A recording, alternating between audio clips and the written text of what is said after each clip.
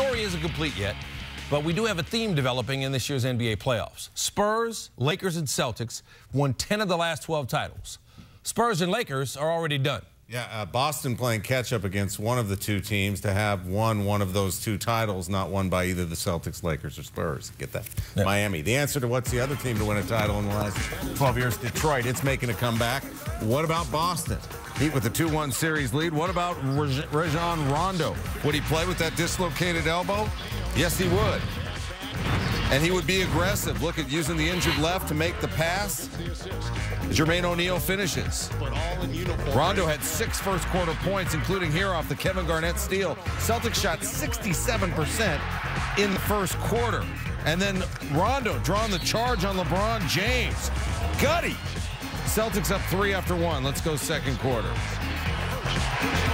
It's James with the steal, and you know the deal. Finish your breakfast, son. James, 21st half points still. Boston up 3 at the half, up 4 after 3. Let's go fourth quarter. James, just 2 points in the third quarter. There's a bucket there. The Heat up 1. Now up 3. Paul Pierce drives, kicks out to Delonte West. How's it? He had 10.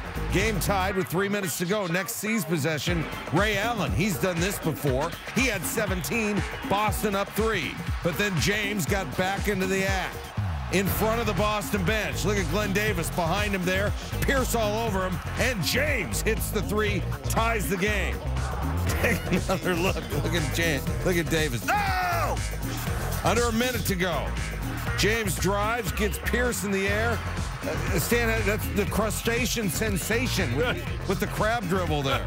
And then Pierce drives by LeBron, scores. We're tied at 86. Now, James turned the ball over. That gave the Celtics a chance to win it. Doc Rivers called the play. It's not what he wanted. He wanted Garnett to come up and give Pierce the screen. Garnett and Allen ran into each other. Pierce had to go to his left. He likes to go to his right. We go to overtime. In overtime, James just likes to go, and go he does. He had 35.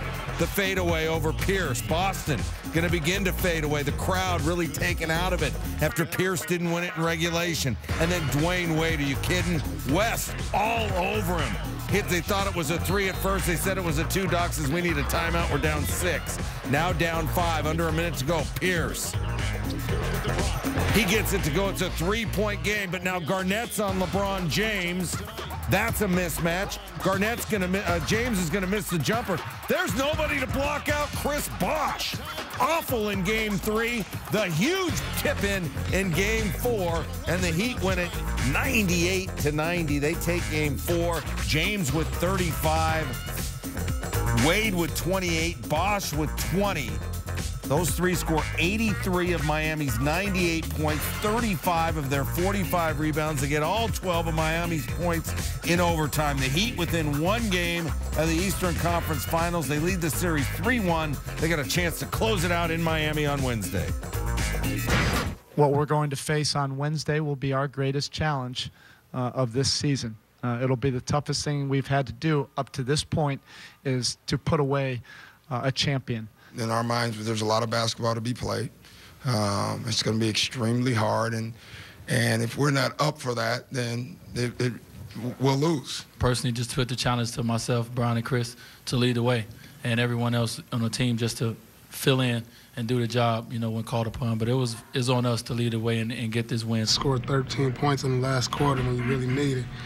It's tough because I thought the defense was pretty good. You know, you holding them 17 points, but I just thought, you know, the execution down the stretch was critical. I heard that D-Wade has lost 11 straight in this building.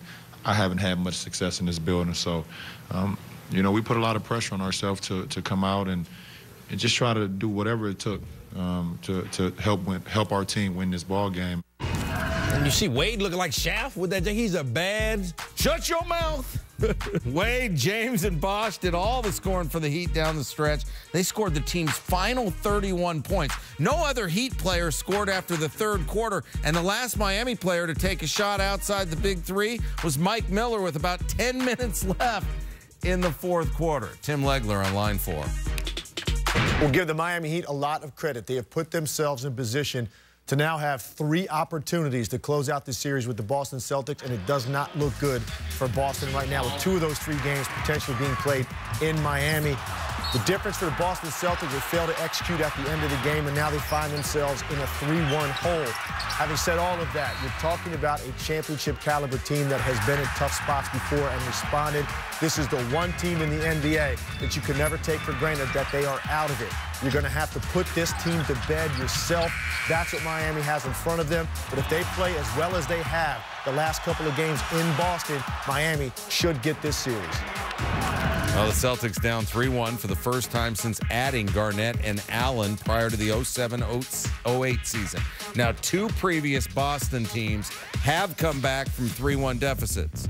But those teams came back in 1981 and 1968 against the 76ers. These are the 2011 Miami Heat.